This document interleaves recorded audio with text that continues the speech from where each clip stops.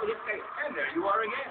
Para sa huling ulat ng For the latest report of Balita. Balita. Nagkagulo sa isang programang pangtanghali kahapon. There was a riot in a noontime show yesterday. Halos kalahati ng mga tao sa studio ay namatay. Execution, 50%. Execution, di ba? Pagpitay. Pagpitay ka, patay. Execution. May mga nahirapang tumayo at maglakad. Level of difficulty, 20%. At ang iba naman ay napunit ang kasuotan. Costume, 20%. Ang dahilan ng gulo, may mga impakto sa audience. Audience impact, 10%. Ang dambuhalang buhaya na si Lelong ay kumain na rin sa wakas. The giant crocodile Lelong has finally eaten. Kung maalala, If you remember, si Lelong ay nahuli sa isang taniman. Lelong was caught in the plantation.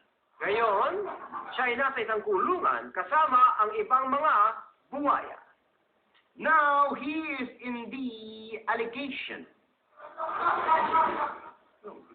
Taniman, plantation, taniman, plantation. Yung buwaya, alligator, allegation. Ano ang kinain Lelong? Isang tinapay na may palaman. What's the matter? Peanut butter. Ngunit hindi daw ito tama.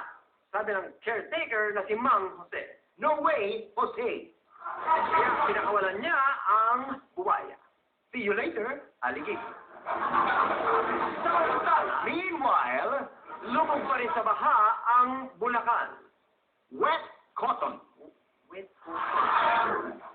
Bulacan, di ba? Ang ugat na saltano, bulak. Oh, cotton yun. Wet, basa. Parang baha. Wet, cotton. ang mga rescuers ay may nakitang sintu-sintu na lumalangoy sa baha. Rescuers found a swimming pool.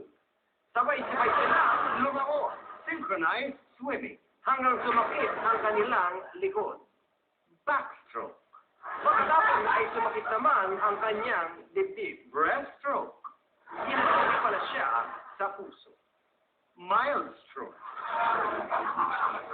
At para sa dagdag For kaalaman, your information, ang ating salita ngayong araw ay our word for the day is titiba-tiba. Is it hot dog? Is it? Gamitin natin sa pangungusap. Let us use it in a sentence. Si Diego ay nanalo sa loto. Diego won in the lotto draw. Siya ngayon ay titiba-tiba.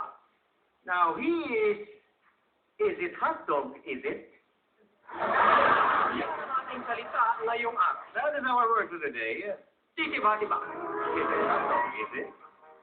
Yan po ang huling balita. That's the latest news. Paalam Pilipinas. Goodbye, Philippines. Hanggang sa susunod, Till next time, ito ang this is News Balita. Balita.